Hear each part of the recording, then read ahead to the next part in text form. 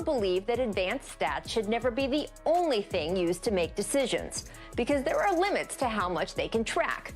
That even the, quote, hustle stats can't totally account for how hard a player is capable of working, or how resilient he will be even when exhausted. All of which is a bit ironic, since the micro-ball style the Rockets play these days is literally based on hard work. To overcome being the smallest guys on the floor, you have to also be the most relentless, the most willing to do the dirty little jobs that take place in between the microseconds between plays, the most energetic. And you have to do all of that stuff absolutely all of the time, which sure did not happen for Houston against LA last night. The Rockets were so lifeless in a game they definitely had to win that in the first 3 quarters, Houston did not have a single second chance or fast break point. The Rockets got a little more going in the fourth, but that was only after the Lakers had gone up by double digits and clearly eased off the gas. And it should be noted that LA also decided to go small in this game, starting Markieff Morris for JaVale McGee. And yet for parts of the night, the ones that actually affected the outcome, the Lakers did what the Rockets did not. They worked their butts off. They finished with 26 more rebounds than Houston. They outscored the Rockets 62-24 in the paint. Afterward, ESPN's Tim McMahon asked James Harden the question that I'm sure a lot of Rockets fans have been yelling at their TVs all night. James, in a game with so much at stake, why did you guys seem so flat through 3 quarters? It's a good question.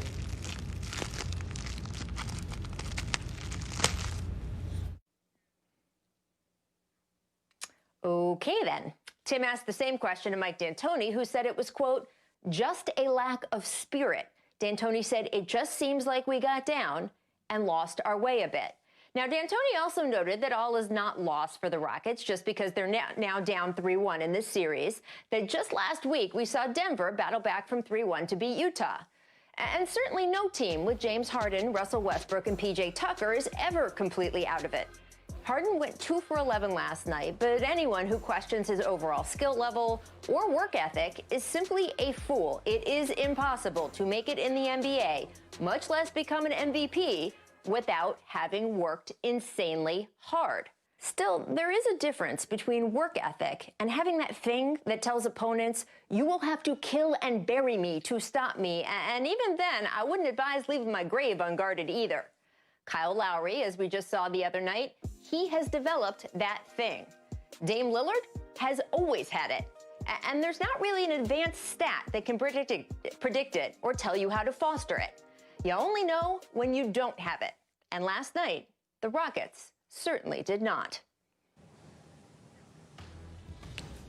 So, Perk, after what you saw last night, do you think the Rockets are done in this series?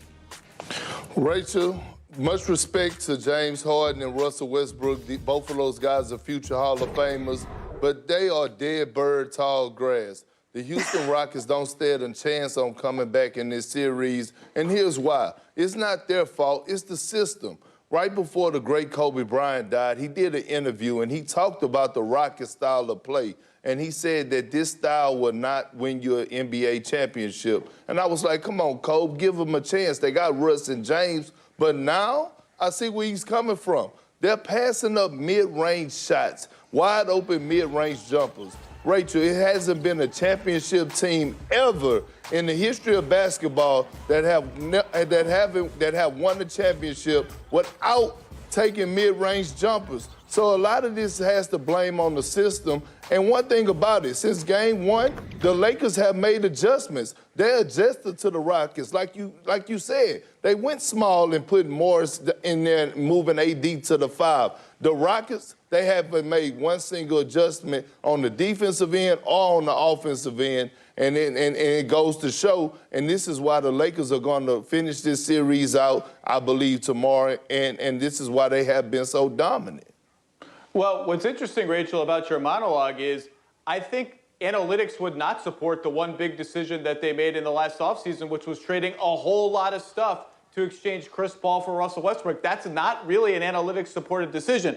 But as far as this series goes, it certainly looks donezo. Houston's defense for 3.5 quarters last night was awful. They were listless. They were flat, like Tim McMahon said. They made Danny Green look like Moses Malone on the offensive glass for a stretch in the third quarter. It just wasn't there for the Rockets. And when you see a team play like that, when they're not even facing elimination, it certainly gives off the vibe of a 1-2-3 Cancun game tomorrow night. But like you said, they have superstars. We'll see. It just, the vibe of this series is it wraps tomorrow. I never know quite what to believe system-wise because I hear what Perk is saying there, but I also hear Mike D'Antoni say over and over again, we give James complete freedom. He can shoot from wherever he wants. Zach, do you agree with Perk that there's a system flaw here, or what do you think sort of the breakdown is? I do think there is something to it, particularly if you look at James Harden's record of shooting and scoring in big games. His big game performances has not been up to the level you would expect for him, and I think part of the reason why is late in close games, and look, last night wasn't a close game, every defense knows he's either shooting a step-back three or he's driving, and so they load up on both of those options, and the few times when he's actually shot floaters or shot mid-rangers, he looks pretty good, but he doesn't want that shot. And so the very best defenses in the NBA, with the very best wing defenders in the NBA, if they know what's coming, they can make it really, really difficult for you. And that even includes someone as good as James Harden. So I do think Perk is onto something when he says that. Yeah, well, the Rockets did make a run. Go ahead, Perk. Well, Rachel and Zach, you know I played with James in Oklahoma City when he was our sixth man of the year. And James has ways that he could score that D'Antoni don't utilize. He's a great slasher. Him and Nick Collison used to run one of the most unstoppable dribble handoffs where James used to get at least 10 to 12 points on just backdoor cuts alone. And when we're watching this game, what the Lakers are doing, they're trapping him as soon as he cross half court and getting the ball out of his hands. And it's on D'Antoni to put James in position to be successful. That's when structure, that's when the game plan got to change, and you have to move him off the ball and maybe have P.J. Tucker running pin downs for him on the weak side where they can't trap him. Because right now their offense is very predictable. Get the ball out of James Harden's hands and make sure we get on our high horse and cover out to the three-point shooters. Perk, he doesn't do anything off the ball. He just stands there by the sideline and by half court. When he doesn't have the ball, he just doesn't do anything. I think that's one of the problems. Well, Zach, no one does. Everyone just stand around. You stand around the three-point line and play drive and kick. That's the problem. You mean on that team, yeah. No, I understand, Perk, for sure. And the Rockets did make a little bit of a run in the fourth. Game was, of course, essentially sealed by the Lakers, though. And you had this three-pointer from Alex Caruso, 35 seconds remaining. That three came off a LeBron assist. So I want to listen to LeBron and Alex talking about that shot after the game. It was a lot of fun. Take a listen. It's a guy that we know that we can count on, doesn't make many mistakes out on the floor, and just plays winning basketball. That's just who he is. So, to have him in the crunch time, I didn't have 1 second guess if I was going to hit him in that corner when I had a little bit of space. I've been practicing that shot, that corner three from Braun all year, just knowing that he makes the right decision at the end of the game. And there was a packed paint, and I'm wide open in the corner. It's just about me, having the cojones to step in and take the shot and not be afraid to miss. Zach, where is your belief level on this Lakers supporting cast right now? Hey, look, Rachel, all those a million years ago at Lakers Media Day, you and I sat on a set with Alex Caruso, and we said people are going to have to start realizing this dude isn't a meme. He isn't just a funny story. He's a good NBA player, and he is a good NBA player. And I'll say this, I do trust them more than I did before. A, because a lot of them are playing better. Kuzma's defense in the bubble has been a revelation. Number two, going smaller with AD at the 5, the floor is open for everybody. And when the floor is open, all your decisions get easier. All your passing lanes get clearer and easier to see. And that's big for role players. And I actually think the Rockets maybe did the Lakers a favor by forcing them to make that adjustment before presumably the Clippers are looming, because the Lakers have realized maybe we are actually a little better playing this way. Now, I think Frank Vogel will give his centers a chance to play against the Clippers, but now they know this is a really powerful look for us, even more than we knew before. And I think the Clippers are like, man, we kind of wish they had just rolled over the Rockets and never made this adjustment in the first place. Well, I feel like LeBron was absolutely on point. Alex Caruso, in my opinion, is the heart and soul of the Los Angeles Lakers. When you watch the way that he played, yes, when you watch the way that he plays the game, Rachel, he makes winning plays every single night. He's diving on the floor for loose balls. He's making a conscious effort on the defensive end. I watched him when he was playing against the Portland Trail Blazers. Although he could not stop Damian Lillard and C.J. McCollum, he did a great job of containing them. He is not afraid of failure. He's relentless. He's fearless. He takes charges. Every single night he's on the ground and guys are going to help him up, wondering if he's okay. You're like, oh, he took a huge blow. He puts his body on the line every single night. LeBron loves him. Anthony Davis loves him. Frank Vogel loves him. The whole Los Angeles Lakers team loves what he brings and the tenacity that he brings off that bench. Absolutely. Now, I am personally going to still go with LeBron James and Anthony Davis as the heart and soul of the Lakers, but I'm with you. He's an X factor. And, of course, Kyle Kuzma, too. Zach, I love what you said about his defense. There's no question that Kyle Kuzma is a different player in this restart than he was even throughout the regular season.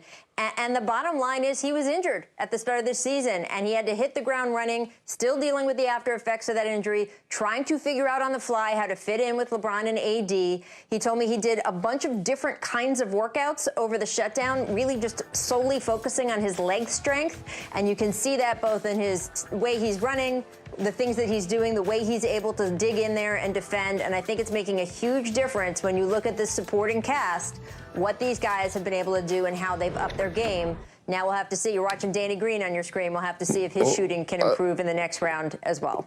Rachel, real quick. I was saying Alex Caruso was the heart and soul, not Kyle Kuzma, right? No, Just to I get know, that. I know. Okay. I'm still okay, going with LeBron and AD as the heart and soul perk. You're not going to move me off that. Coming up, guys, stick with us. We're going to talk about Oklahoma City going in their different direction. They've already said they're making a change at head coach.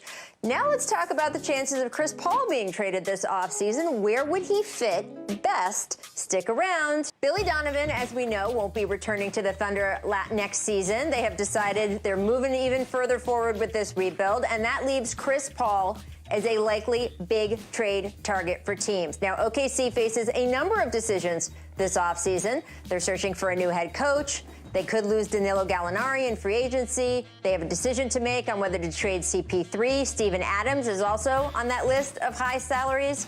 So, Zach, they would have been okay with trading him last summer, but there just wasn't interest in him, especially with that big salary. Do you think there is a fit out there for CP3 now that he has shown just how much he has left? How about the Houston Rockets? Just kidding, that's not happening again. But what a great year for Sam Presti. Chris Paul played awesome, and some teams are going to be a little more desperate for a talent upgrade.